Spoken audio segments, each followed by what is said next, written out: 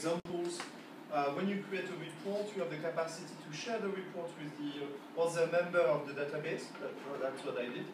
But just to show you quickly, those are the three main reports. This one is basically just a way to take one like this, one like this, one like this, one or many, and bring them together into a kind of report that will be saved as a PDF if needed. Let's go to pivot table, for instance. You will explore, but basically the principle is always the same. From this part, you should start with the selection of the indicator. So it's the same process for the map, for the graph, and for the pivot table. You can open there, okay?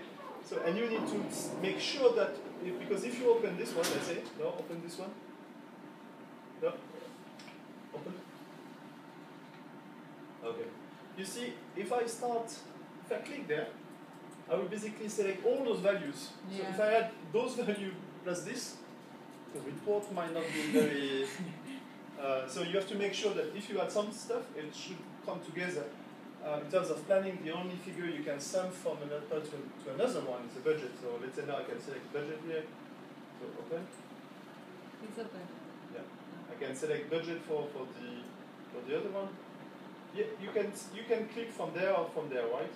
If you select, like, it will sum all the stuff beyond.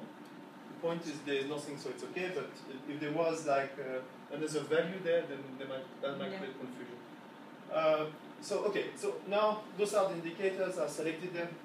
I can now look at the dimension. You see, those are the main dimension, but you can also open here the time and the geography. Okay. So per default, you will always get the year and the month, and the partner. Partner is here, and time and month is there. Okay, so I can unselect the month, for instance. Okay, and then I can select geography, governorates. Okay, so you can see now my governorates are there. Some of them are not defined. And the reason for that, it's because they were attached to the KRI region. Okay? So as KRI is not linked to a governorate, they come as known. If you want to see them, you can just add the site now. Okay, the site came here, so maybe you can drag it up. There we go. So now I have the sites. And sometimes, as we say, partner going down, so you drag down. There you go. Okay. Now I can share that one. So if you share up, okay. So you need to save your report. So usually I tend to save as name of the country, Iraq, refugee, and then something.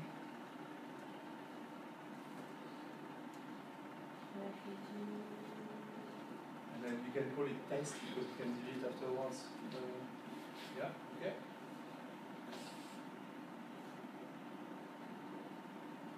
Now you can share it with all the users of the database. So that's what I did. That's why you saw already pre-existing report. And you can put it in your dashboard. If you put it in your dashboard, when you will log in the dashboard, you will see the rapid overview of that one. If you do pivot table, putting it on the dashboard is not the best way. If you want to put something on the dashboard, it's better to have a graph or a map, because that's more visual. Well, you can say, okay, no concern. You're ready. If you want to share, you're welcome. What is this? Yeah, cancel okay. Maybe. No? Okay? It's later. Okay, it's done. Now you can export as well this results. Okay, you can export in various. So if you go there, you can export in various formats. Just click there. Yeah. Excel, Word, or PDF. So, but you selected Excel. Now you can click there to get your report. Open. Okay. Open there.